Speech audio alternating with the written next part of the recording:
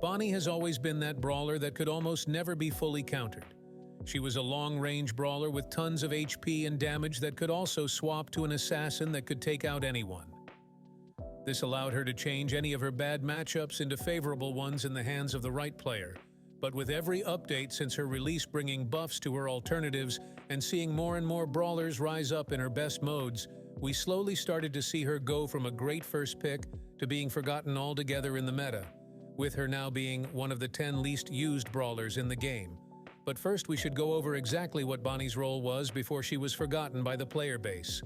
When looking at Bonnie's kit, you see that she has relatively low damage numbers when compared to both the other marksmen and assassins in the game. She was intentionally designed this way, as she is meant to be this hybrid brawler that isn't as good as the pure versions, but does offer up more versatility. Her role has always been to allow the player using her to adapt to certain situations and use her in pretty much any mode as a solid pick. But with the addition of more and more brawlers into the game and the constant buffs to the brawlers around her, it has gotten to the point that her role has just been taken in every mode she was great in. Even with her gimmick making her a versatile tank, marksman, and assassin hybrid, I wouldn't even consider her a top 5 pick for any of her roles. In Heist, if you are looking for a brawler that can get on safe and deal with snipers on a map like Bridge Too Far, you have brawlers like Chuck, 8-Bit, and Nani.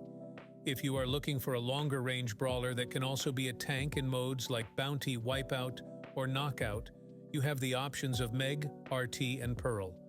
This problem is also coupled with the fact that brawlers who do somewhat counter her, like Colette Fang and Piper, got buffs or hypercharges and are dominating her best modes. With all these counters and alternatives rising up in the meta, Bonnie has unfortunately fallen into a problem all too common in Brawl Stars. This problem is a brawler being the jack of all trades but the master of none. The problem with these jack of all trades brawlers is that even the smallest change can drastically change their meta positions. For brawlers such as Bo and Carl has almost always been with their attack damage. With Chester, it was his damage and his stun super. While with Shelly, it was her movement speed and super recharge. And finally, with Bonnie, it was her projectile speed.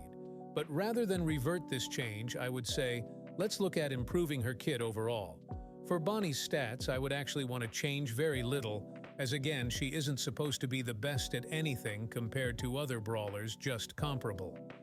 For this reason, I would only want to add a small buff to her Bonnie form's damage. When looking at other similar assassins like Cord and Leon, her damage numbers are very far behind, so this small buff should help her out a bit. Again, even small tweaks for these jack-of-all-trade brawlers can make them way too powerful. So I would like to play it safe and give her this small buff from 1160 damage to 1200. On screen, I've listed off all major changes this would make to her assassin capabilities, with the biggest ones being her ability to now 1 and 2 shot notable heist brawlers like Colt, Dynamite, and Chuck if she supers on them. Next, for her gadgets and star powers, I think she has one great one for each and one that needs a bit of a buff or rework. For her gadget, a lot of the reason it sees almost no use is because it has a very small impact on her overall kit, only providing a bit of damage, while the other provides speed and reload speed for 5 seconds. So since her better gadget makes her more defensive mode more aggressive, I would like to add a bonus effect to her crash test gadget, so her more aggressive mode is made more defensive. I propose her crash test gadget now, also giving Bonnie a 40% shield for 3 seconds after it is activated. This would essentially give her Bonnie form 10k HP for 3 seconds and allow her to have less of an all-in super. Next, for her star power, I would like to completely scrap the Wisdom Tooth star power and build an alternative that plays on the theme of her Black Powder star power. Since her Black Powder star power makes her super in cannon form better, I would like to introduce one that makes her super in Bonnie form better. This star power is called Together Again. It's fairly unique in that it will only be active after Bonnie uses super in her Bonnie form. It reads, "Glad to be back together," and cause more chaos. Bonnie and Clyde now move at a normal movement speed and gain an additional 1000 health. So while the black powder star powder makes you want to play more aggressive in the cannon form to build up a long-range super, this one will promote a more defensive play in her Bonnie form. Next, as usual for my videos, I have also designed a Mythic gear and hypercharge for Bonnie. Although it's kind of a lie to say, I came up with her Mythic gear, as it's actually called the Wisdom Tooth gear. I know some people who actually use the Wisdom Tooth star power for some reason, so this gear would give people who prefer it a way to still play Bonnie with her split shots. And next for her hypercharge, I came up with the Fireworks hypercharge.